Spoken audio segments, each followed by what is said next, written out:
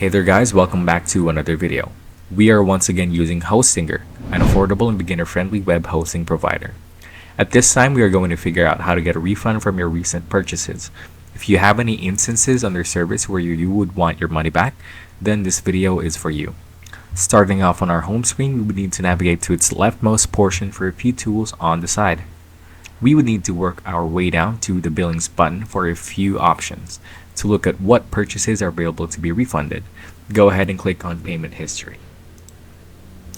From this screen is a list of all the purchases and payments you have made during the span of the last 30 days or more.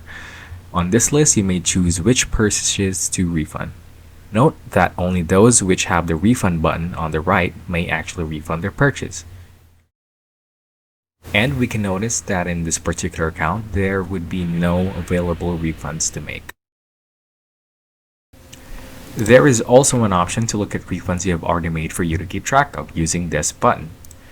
You may also click on the arrow button on the right side in order to review more details about that particular purchase. You can also do it with your payment history, like so. This screen may show afterwards just for confirmation. Go ahead and click on the checkbox and hit next. Following this step is your preferences on how you want to receive your refund. There's an option for Hostinger balance for future purchases in the same program, or you may also choose to get it through your PayPal. Click on whichever works for you, then afterwards you can hit next.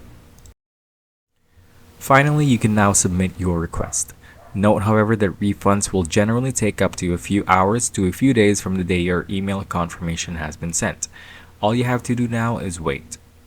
That is it for this video. I hope you learned a lot from this tutorial, and I hope to see you all again soon.